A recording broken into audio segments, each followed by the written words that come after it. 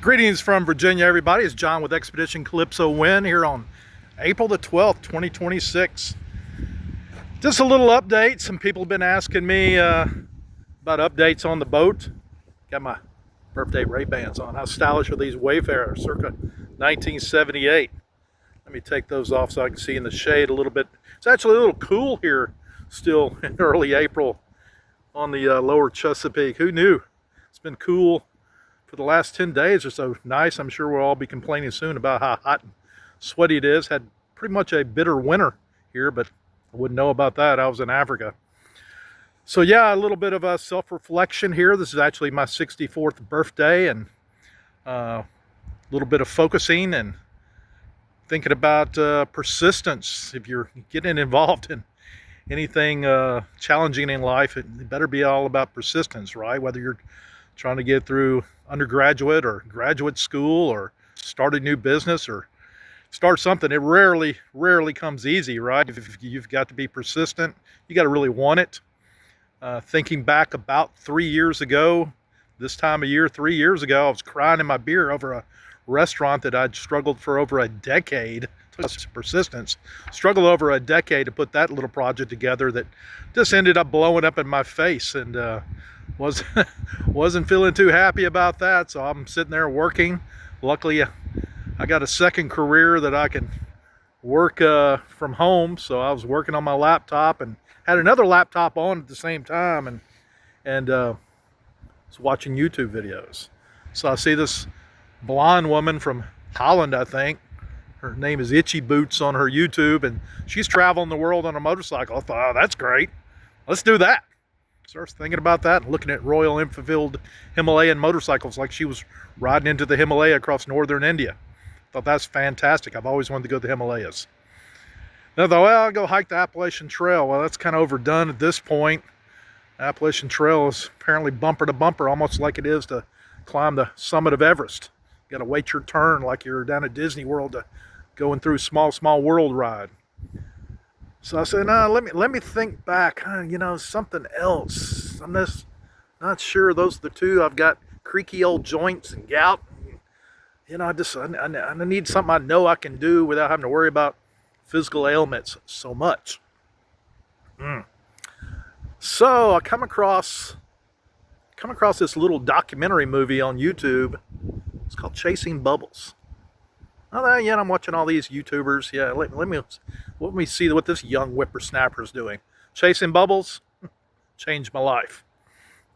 Almost threw my laptop through the window and immediately started looking for sailboats. I've sailed my whole life, off and on little day sailors and various size boats. I've owned several sailboats myself, but never owned a big ocean-going blue water cruiser that could actually take you anywhere in the world. So I started looking around, and the truth is, got dumb lucky. Bought a sailboat sight unseen for $1,000 off of Facebook. Paid the money. Didn't even see it for like another month. Came up and found it. It was full of water. I thought, oh my God, I made a huge mistake. But, $1,000, all right.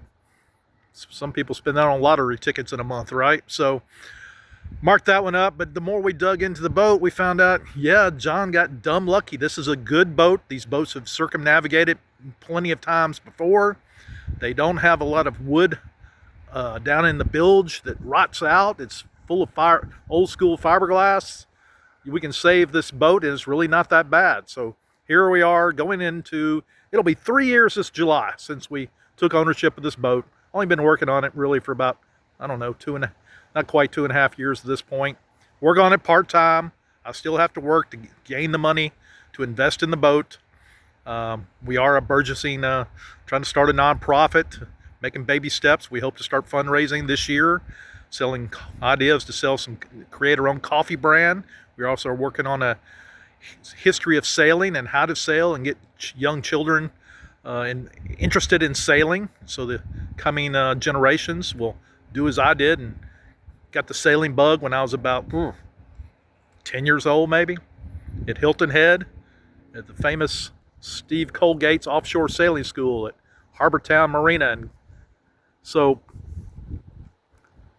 got a bucket list, of course, like most guys my age, but I also have something called a, what do you call this?